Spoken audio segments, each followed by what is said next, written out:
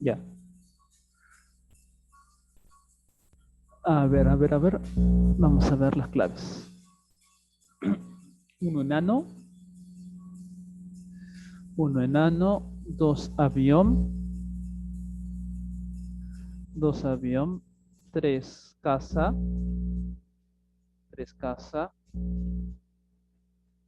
cuatro dado, cuatro dado, cinco barco, cinco barco. A ver, a ver. A ver, justo tengo una información al respecto, ¿ya? Si es que viene o no en el parcial. A ver, espérenme un ratito.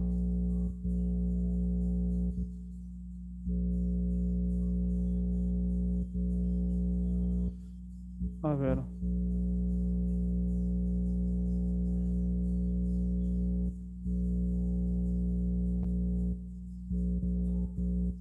No, no viene filosofía, ¿ya?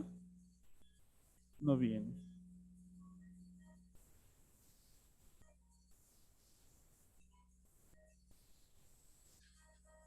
Sí, esa es la información que tengo, ¿no? Usualmente en los parciales no viene filosofía, ¿ya? Bien, seguimos. Entonces, estábamos diciendo las claves. Cuatro dado, cinco barco, seis barco, siete nano,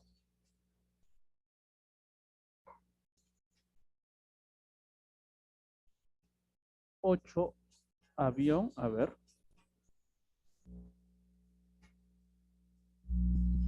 Sí, exacto, hay una práctica, ¿no? La pregunta fue por el parcial, una práctica donde viene full filosofía,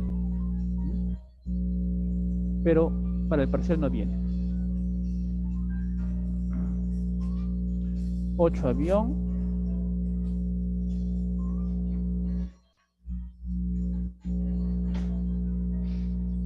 nueve barco y 10 avión.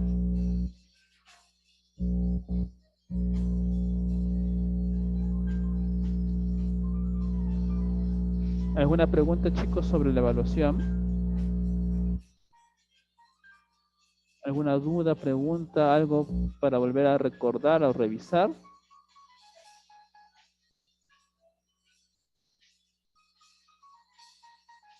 Bien, si todo va bien, entonces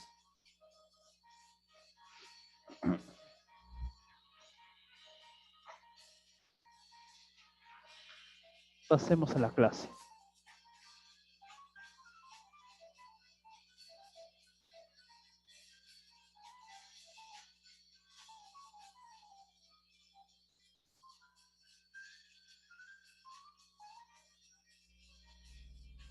Bien,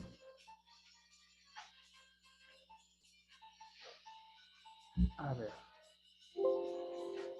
a ver, acá. No, su curso vendrá en el primer parcial. Justo lo respondí hace unos minutos. No, eso es lo que me informan. Me informan de que no, filosofía no viene en el primer parcial. ¿Mm? Lo que dije fue que, como señaló uno de tus compañeros, que viene una práctica, eso sí, y tengo entendido que también en el segundo, ¿no? Parcial, pero en este parcial, por el cual es la pregunta, no, ¿ya? Eso es lo que me informan.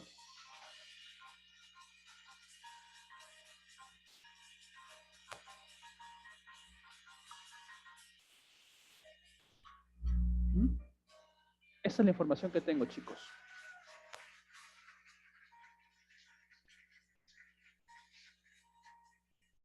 Bien, continuemos.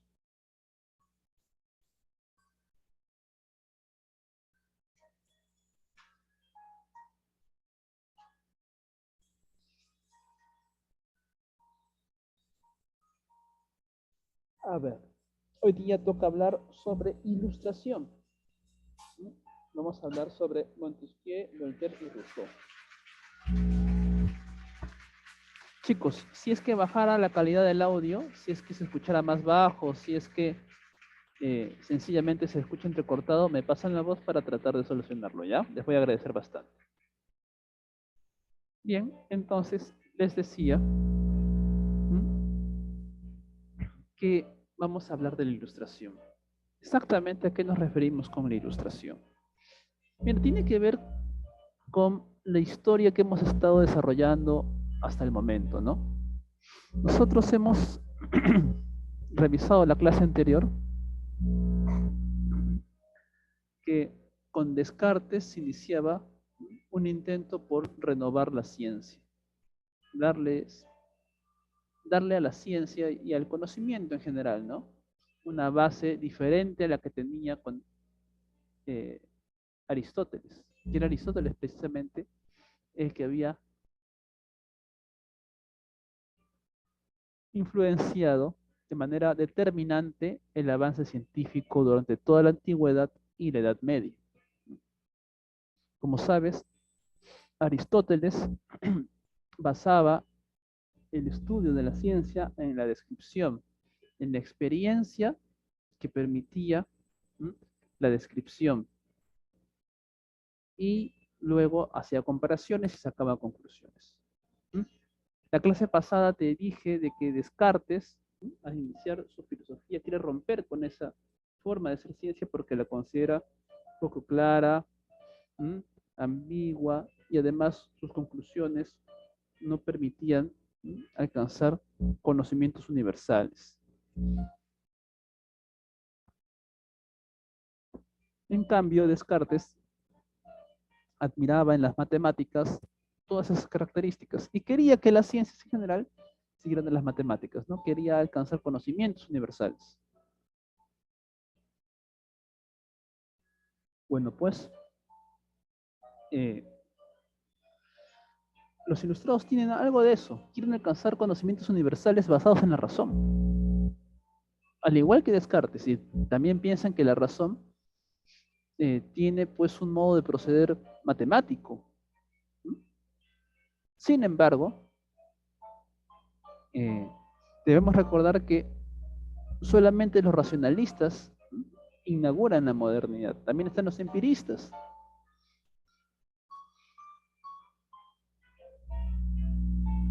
Los empiristas sostienen que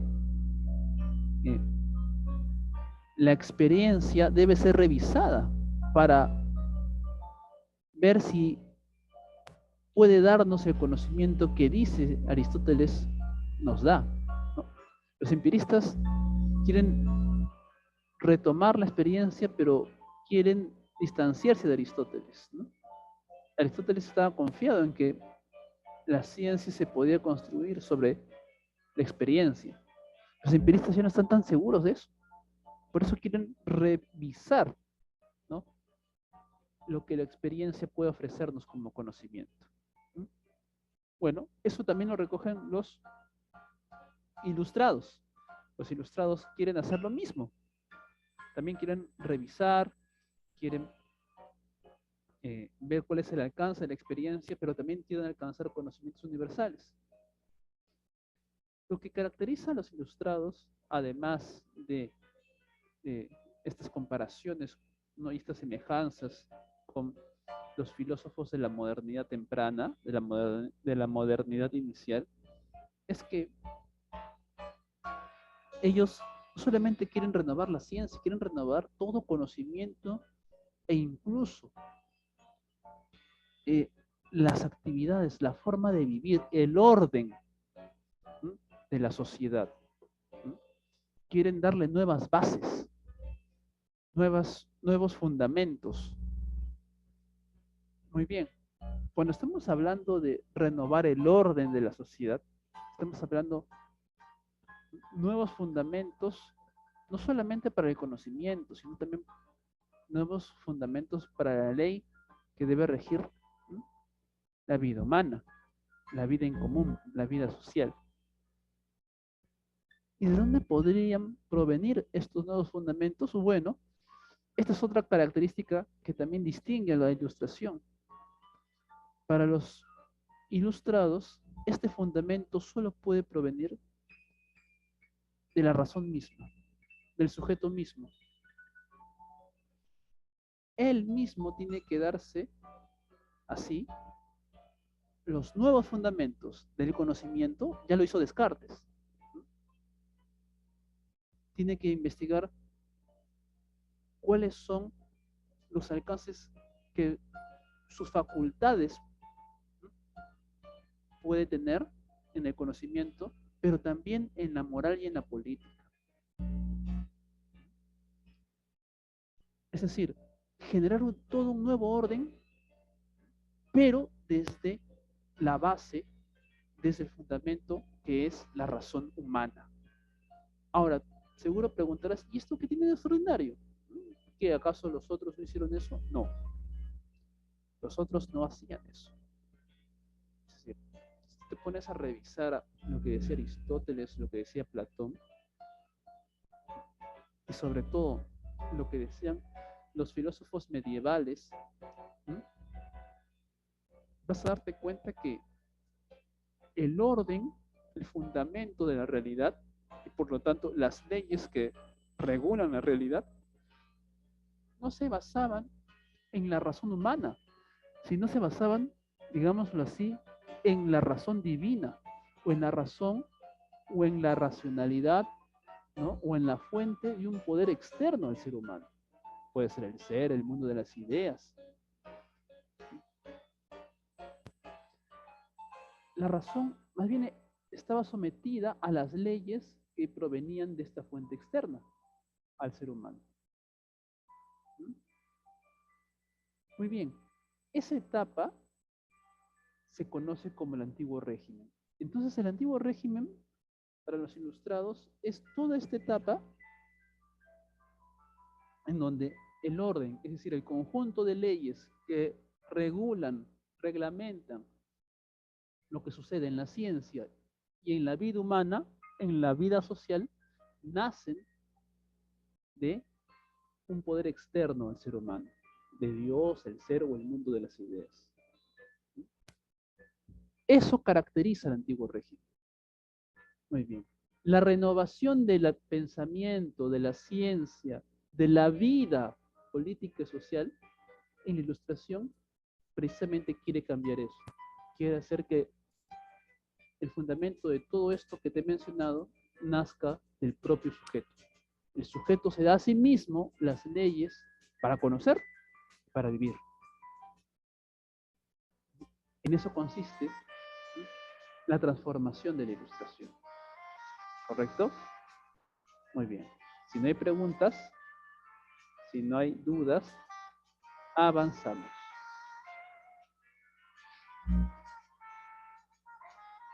Bien. Nosotros vamos a trabajar 3 autores ilustrados. ¿Sí? 3 ilustrados que nos van a ayudar precisamente a entender cómo se hace este nuevo orden que nace del sujeto, que nace de la razón humana. Cómo la razón humana puede darnos leyes que regulen tanto el conocimiento de la naturaleza como la vida humana, la convivencia humana. Muy bien, vamos a ver a Montesquieu, a Rousseau y a Voltaire. A ver, acá hay.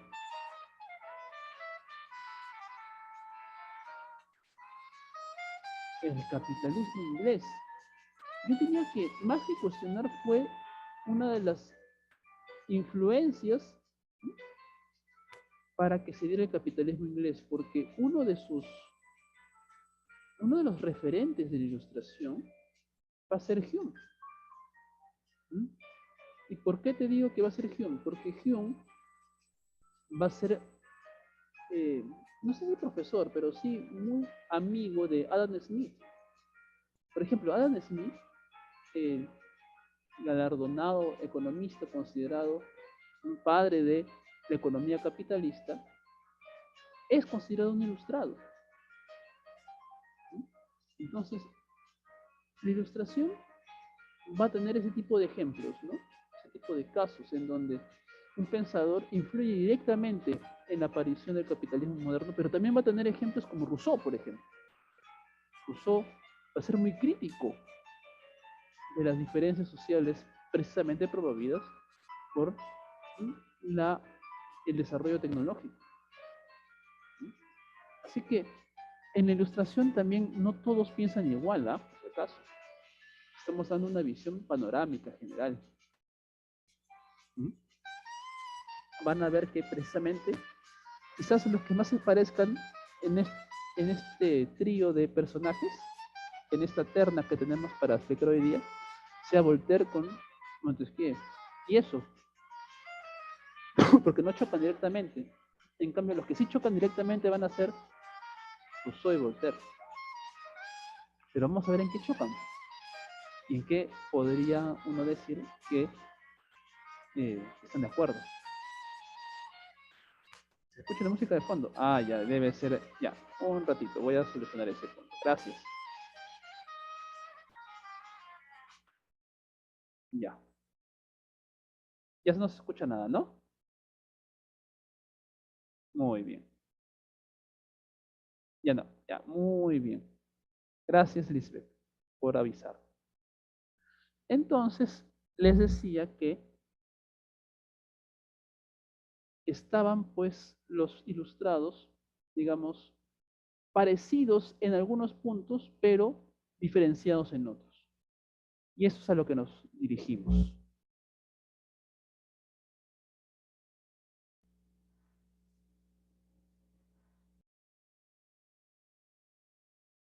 Bueno, bueno, bueno, bueno, no hay problema. Ya.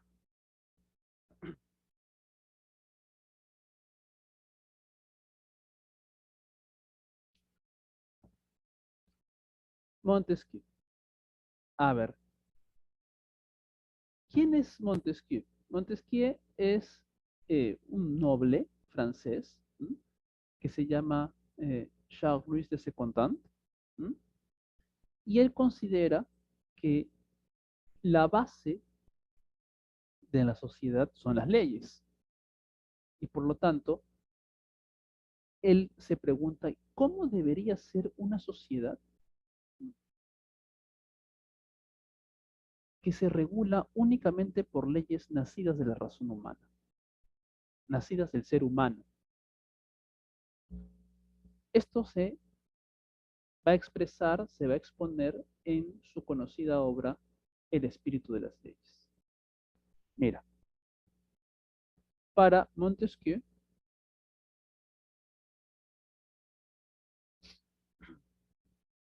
las leyes van a ser, las leyes nacidas del ser humano van a ser de dos tipos.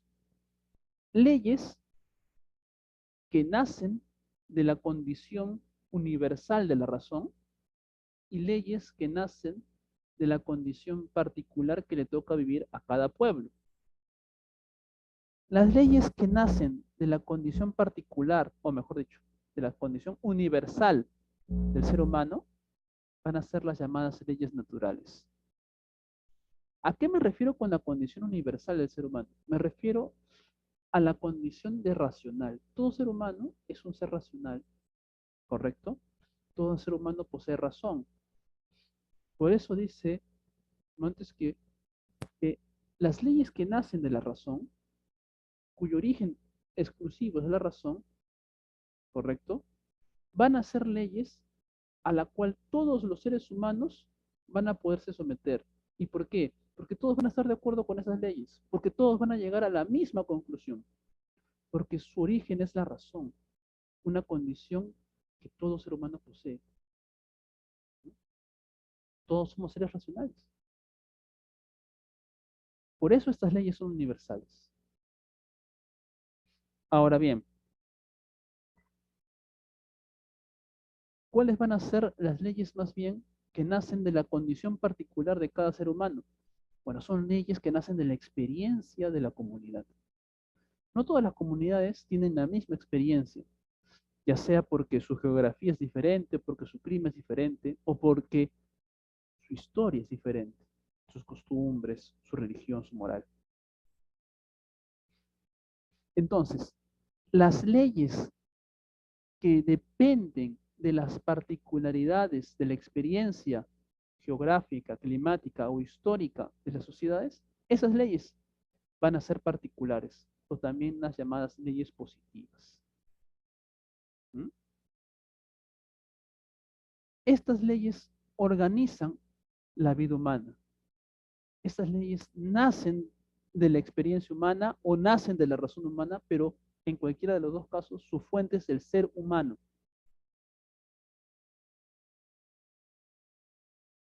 ¿Ya? Y como su fuente es el ser humano, ¿m? Se está cumpliendo precisamente el requisito que te estaba mencionando al inicio, ¿no? Es un nuevo orden, el orden que nace de la razón humana, que nace del ser humano. Ya no las leyes van a nacer de Dios o de una autoridad externa al ser humano, ¿no? Ahora todas las leyes van a ser comprendidas y pueden nacer de cualquier ser humano porque basta que seas un ser racional para poder llegar a la misma conclusión que todos. ¿No? No tienes que ser un elegido por Dios, no tienes que saber exclusivamente filosofía o conocer la verdad como pensaba Platón, no, nada, basta que seas ser humano con razón y experiencia y vas a poder llegar a alcanzar las leyes naturales y las leyes positivas.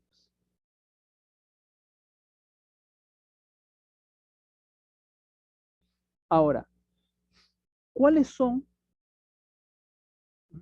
los gobiernos o las sociedades que nacen de un orden legal o que poseen un orden legal? Según Montesquieu, básicamente uno diría son dos.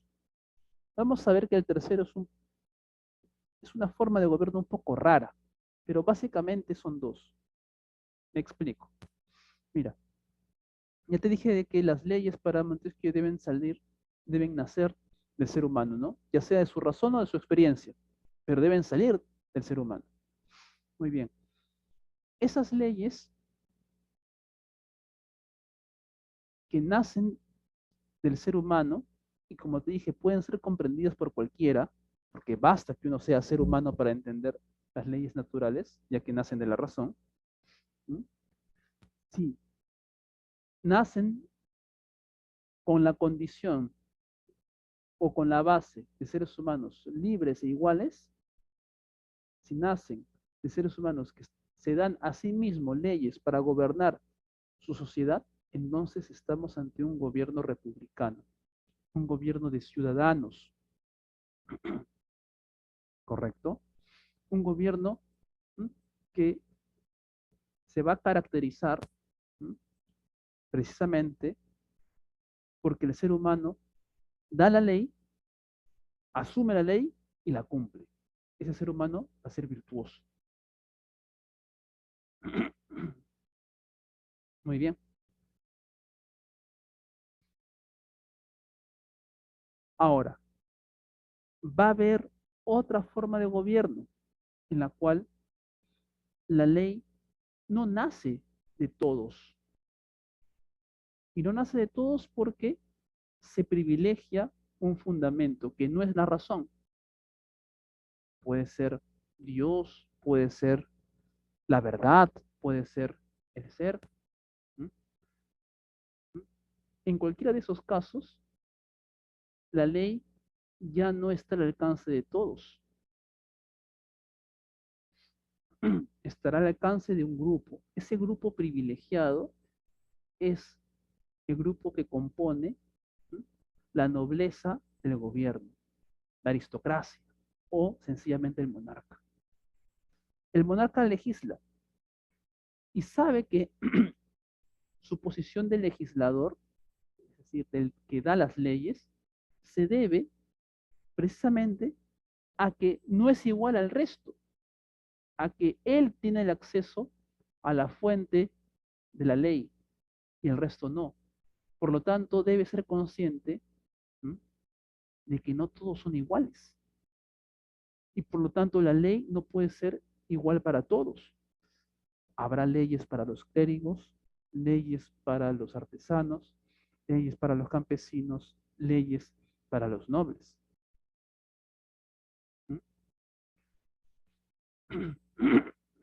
Los diferentes grupos se someten a esta ley, a la ley dada por el monarca, porque reconocen que él tiene una posición superior, diferente a la de ellos.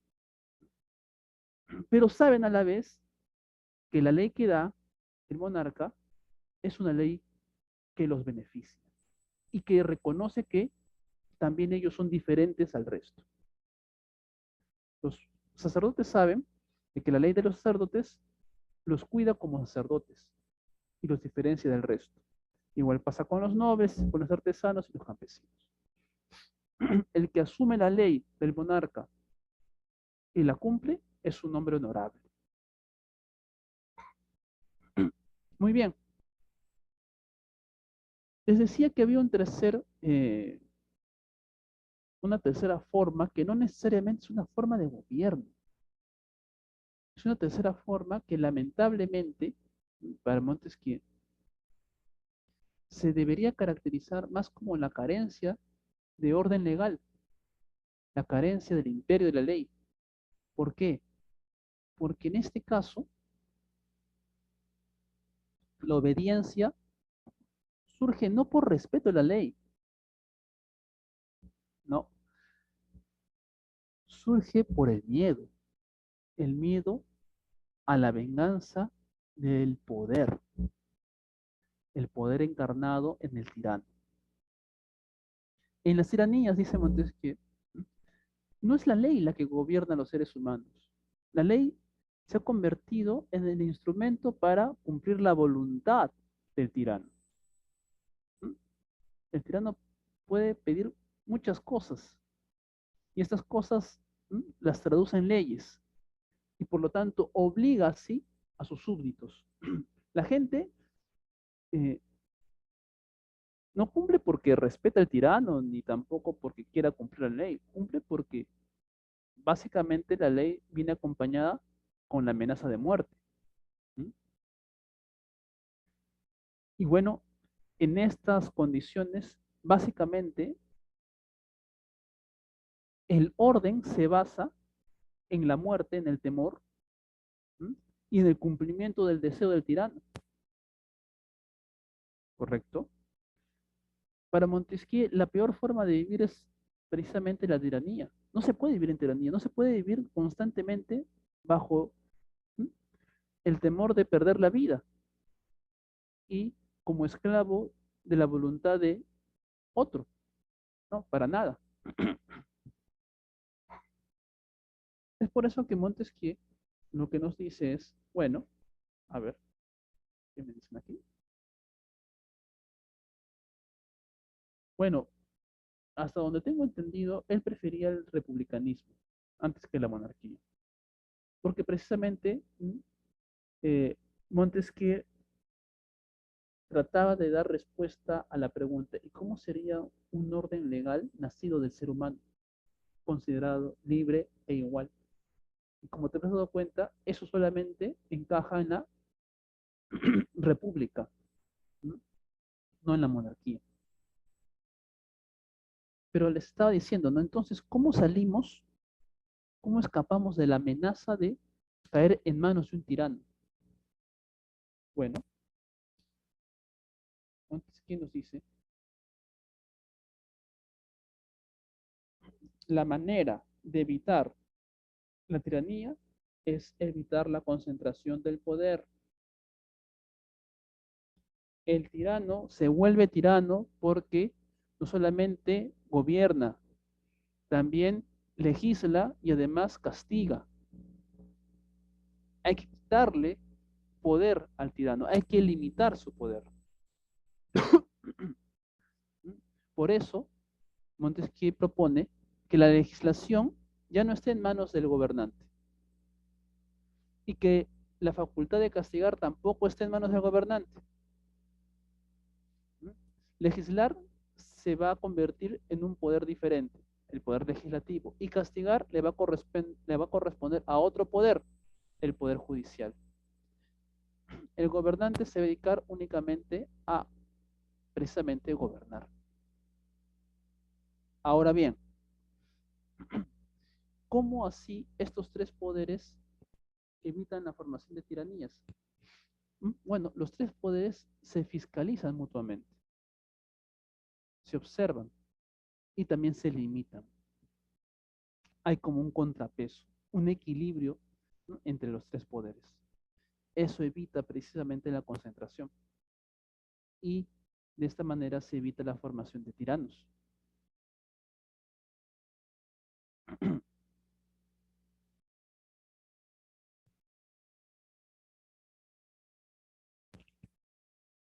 Bueno, ese fue Montesquieu.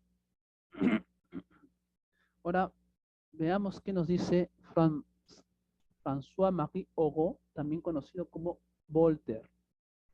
Voltaire,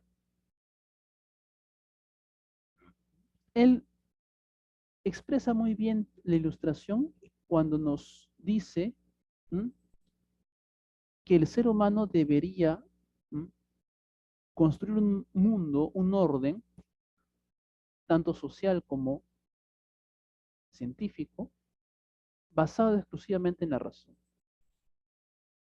Porque de ese modo no solamente se llega a conclusiones universales, sino que además se evitaría la violencia. Para Voltaire, gran parte de la desgracia humana consiste en los desacuerdos. Y desacuerdos basados en creencias que no se pueden universalizar. Y no se pueden universalizar porque no tienen un fundamento universal. ¿Y cuál es este fundamento que ha promovido precisamente las discrepancias, las luchas? Para Voltaire es la religión, la fe. La fe responde a experiencias individuales. Una persona puede creer y otra no. Y precisamente en esa discrepancia surge el conflicto, la tensión. El problema es que esa tensión se desencadena en guerras.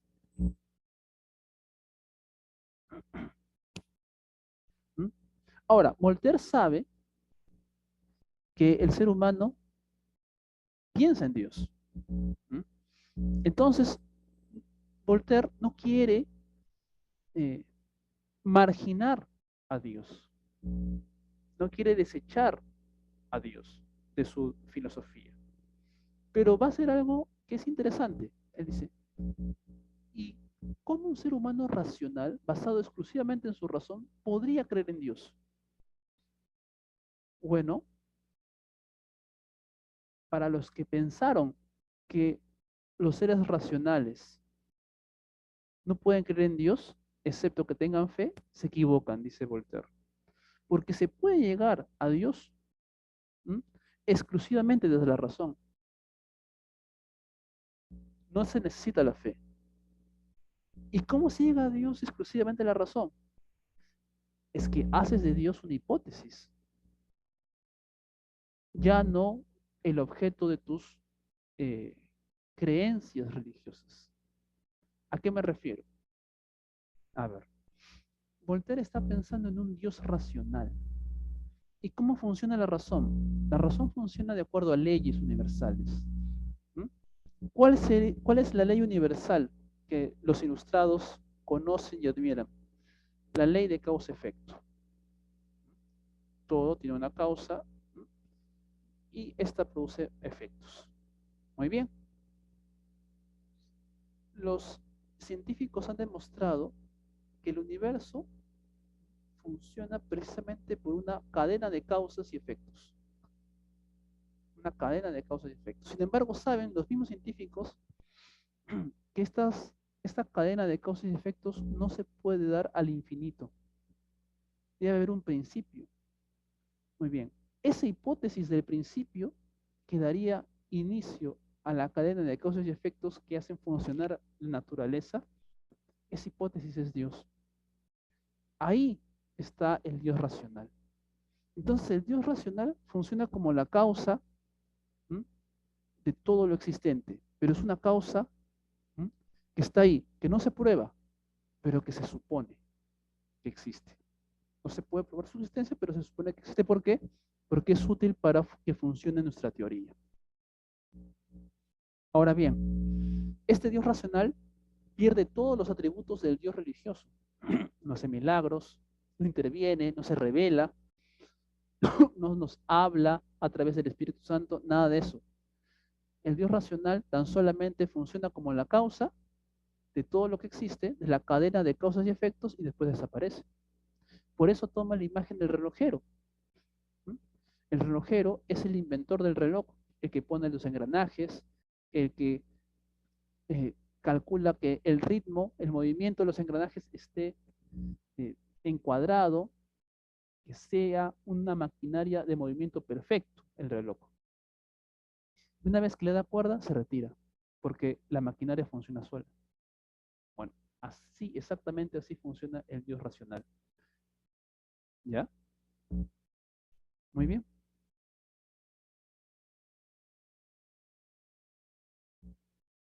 Ahora,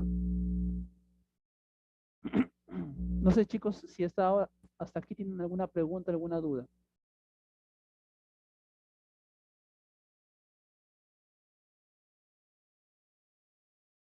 ¿Todo claro?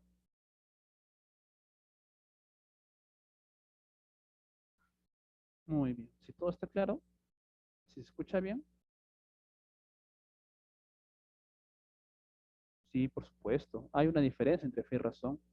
La razón, por excelencia, es un sustento público. Lo que yo creo lo justifico. La fe, también por esencia, por lo que es la fe, no tiene por qué dar demostración alguna. No se demuestra la fe. Tan solo, o mejor dicho, no se justifica la fe. Tan solo se cree. ¿Se cree o no se cree?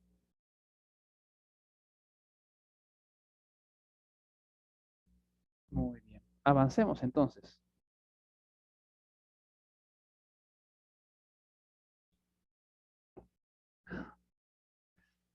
Ahora, Voltaire está entonces decidido a defender el proyecto, ¿m?, y un conocimiento que se construye a partir de la razón, del sujeto racional. Y para eso, ¿m?, necesita pues que los sujetos racionales vayan tomando confianza en su propia razón y que eviten, ¿no?, caer en la seducción de hacer que otro gobierne, que otro de leyes. El ser humano, como ser racional, no puede renunciar a su razón y esperar que otro llegue a las conclusiones que le correspondería a él llegar por ser racional. Pero ¿cómo se llega a este ser humano que confía en su razón, que descubre el potencial de su razón y por eso se lanza a construir un orden nacido de sí mismo? Bueno, según Voltaire, eso solamente se va a lograr si hay un cultivo de la razón humana. ¿Mm? Si la educación se expande y le muestra a los educandos que son capaces de utilizar su propia razón y que todos ellos pueden llegar a las mismas conclusiones únicamente con su razón. ¿Esto ha pasado en la historia humana? Sí ha pasado. Según Voltaire, que se lanza a estudiar la historia de la humanidad, encuentra momentos en donde precisamente hay gran impulso de la educación. Y ahí están, tú los tienes ahí numerados, ¿no? La Atenas de Pericles, la Roma de César, la Florencia de los Medici y la Francia de Luis XIV. Todos estos momentos son momentos de avance en la educación, ¿m?, en donde la educación despierta la razón, despierta la capacidad de los seres humanos de alcanzar leyes universales, ¿m?, y que por lo tanto les asegura confianza en sí mismos y los aleja de la dependencia, ¿no?, de otros, de otras fuentes, ¿no?, de la ley. Claro, la única excepción para Voltaire es la Edad Media, ¿no?, donde precisamente se da una limitación de la capacidad racional para empoderar a la fe. ¿No? Es conocido por ustedes seguro de que durante la Edad Media lo que se hacía era a la razón, eh, se privilegiaba, mejor dicho, toda teoría racional que esté de acuerdo con los dogmas de fe. ¿Mm? Entonces, para validar una teoría o no, una explicación o no, no se veía tanto si era consistente, si estaba bien argumentado, si se basaba en los hechos. Lo que se utilizaba era más bien los designios o los escritos de la Biblia, la cual finalmente determinaba si las teorías racionales valían o no. Eso pues limitó tremendamente, a razón de Voltaire, ¿no?, la proyección de la educación y el avance y desarrollo de las teorías racionales. Por eso ahí está, ¿no?, un poco en la lista negra.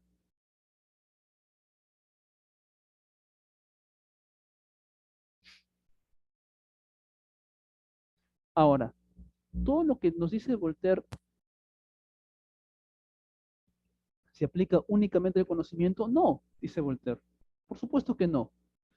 Miren, es fundamental, dice Voltaire, darnos cuenta que mientras más utilicemos la razón, más posibilidades vamos a tener de llegar todos, todos, absolutamente todos, a las mismas conclusiones.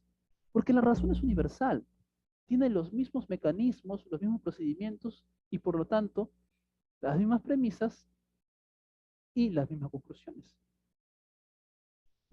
Basta que les dé el ejemplo de las matemáticas. Las matemáticas es una ciencia racional. Creo que entre los matemáticos no va a haber discrepancia con las reglas de las matemáticas y con los resultados que pueden obtener siguiendo las reglas de las matemáticas. No hay discusión ahí, no hay lucha de interpretación.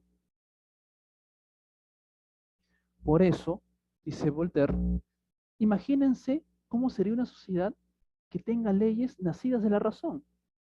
Una sociedad en donde todos estemos de acuerdo en esas leyes, porque nacerían de la razón, nacerían de algo que todos poseemos.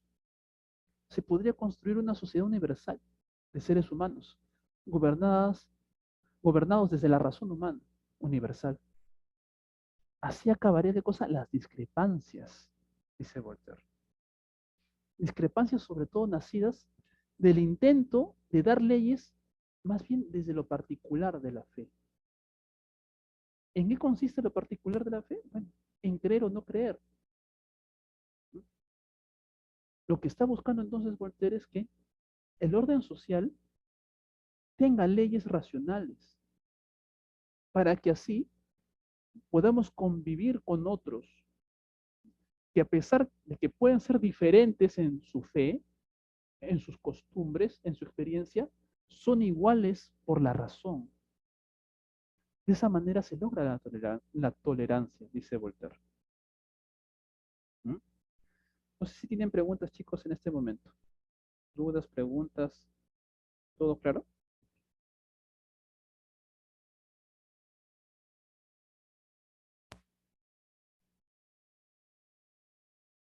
¿Sí?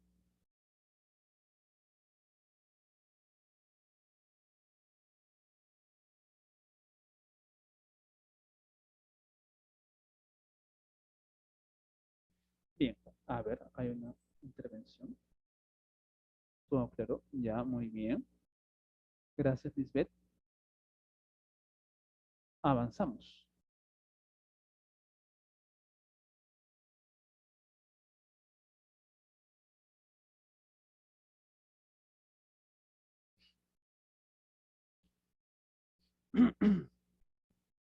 Ahora tenemos que ver a Rousseau.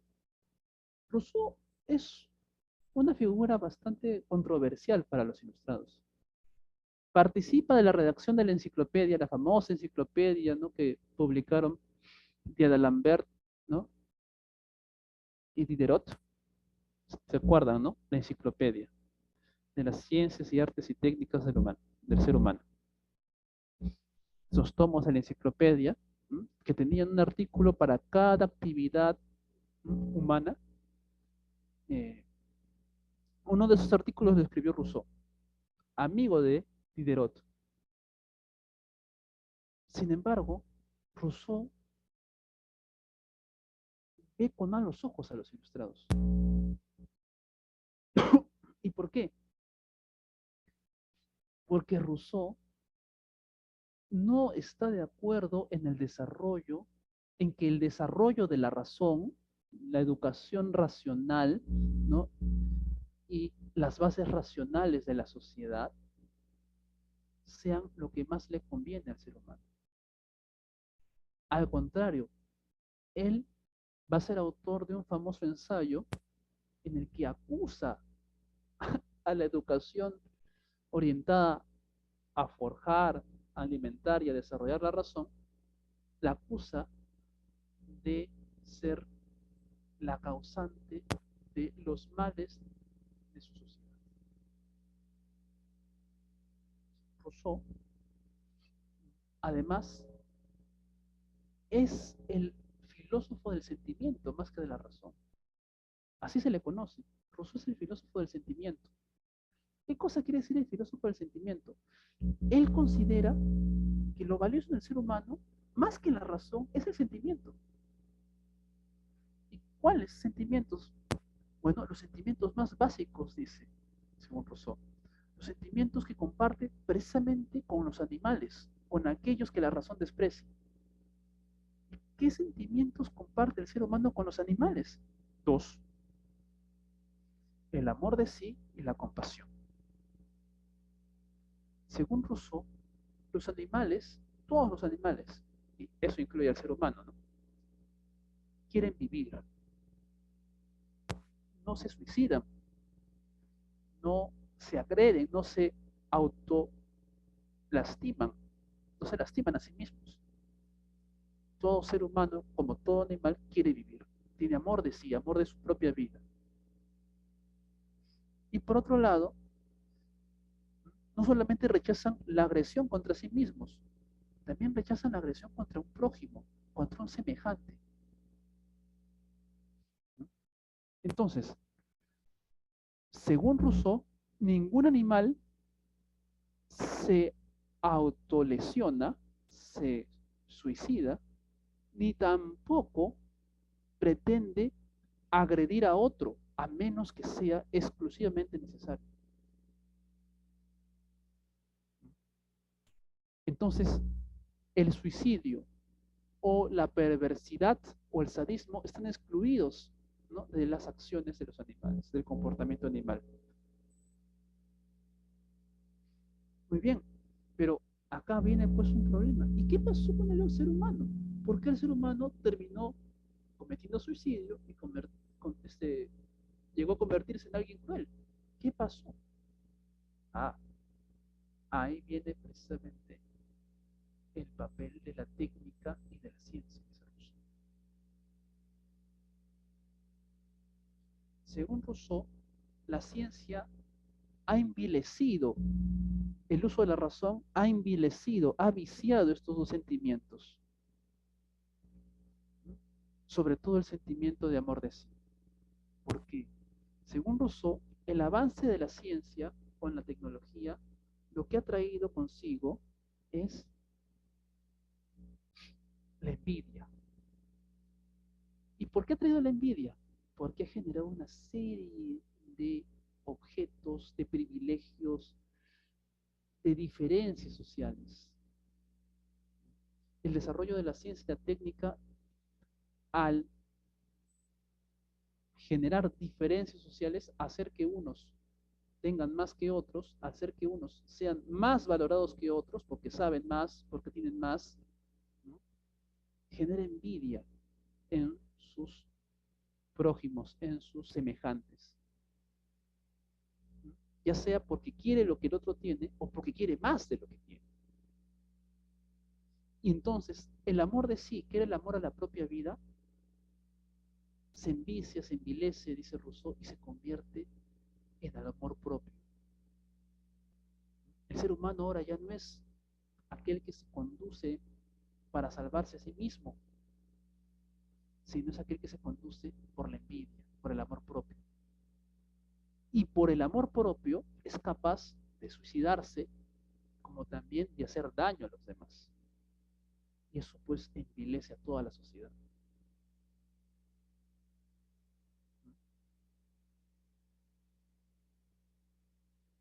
¿Preguntas, chicos, hasta aquí?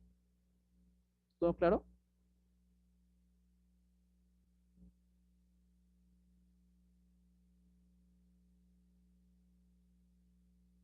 Muy bien, supongo que sí. Entonces, ¿podemos salir de esta sociedad envilecida por el amor propio? Rousseau dice que sí, hay salida. Pero, y aquí viene precisamente lo que comparte con los ilustrados. Hace un momento los criticó, pero aquí viene precisamente el punto en común con los ilustrados. Rousseau dice que para salir de la crisis del envejecimiento, ¿no?, que ha generado la ciencia y la técnica, se necesita refundar la sociedad, darles nuevos fundamentos a la sociedad. Comenzar de cero.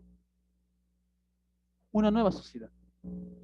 Una sociedad en la cual, dice Rousseau, las personas, los sujetos,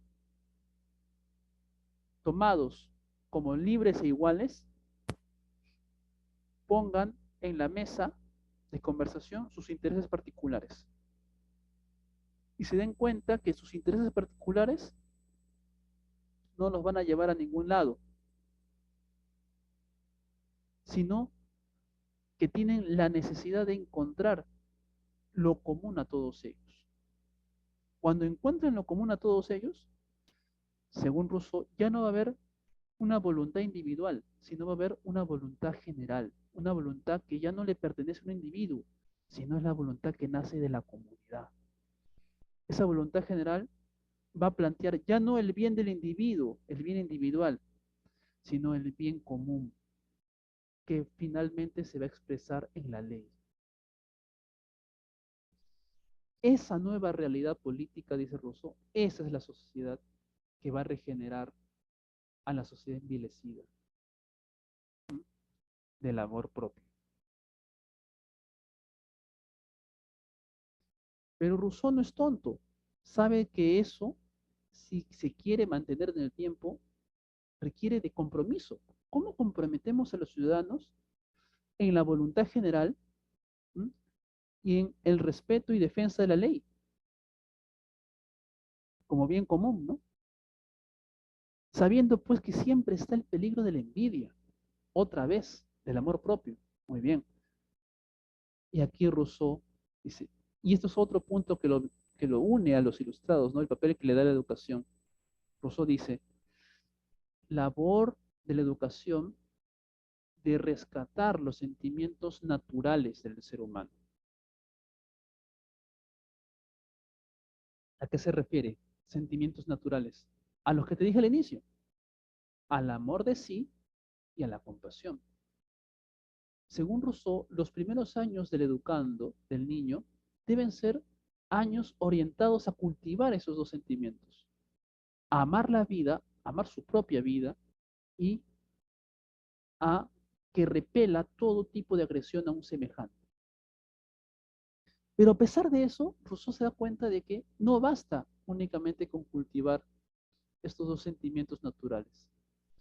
Según Rousseau, para lograr un compromiso real de los ciudadanos con la ley, que expresa el bien común, debemos hacer que el amor de sí, que es el amor a la propia vida, se transforme en amor a la patria. De esa manera vamos a tener personas, ciudadanos, que no solamente aman su vida, sino aman la vida de la comunidad. Y por amar a la vida de la comunidad, son capaces de luchar, ¿no?, e inclusive dar la vida por la defensa de la ley y de su comunidad. De esa manera se garantiza la que persevere en el tiempo la comunidad y el bien común. No sé si tienen preguntas, chicos, al respecto, o todo está claro.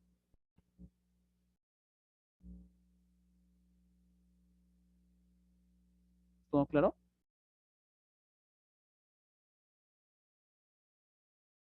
Aló, aló. Chicos, ¿está bien? Bueno, supongo que sí. No veo reacciones. Muy bien. Gracias, Lisbeth. Otra vez.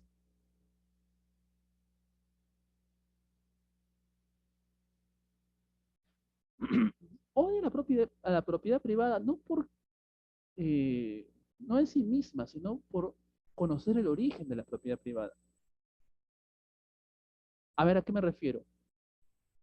Si sabes que la propiedad privada es origen de la envidia, y el origen de la envidia está precisamente basado en el envejecimiento, en el vicio que ha sufrido los sentimientos naturales, ¿no? Entonces te vas dando cuenta de cuál es la posición de Rousseau.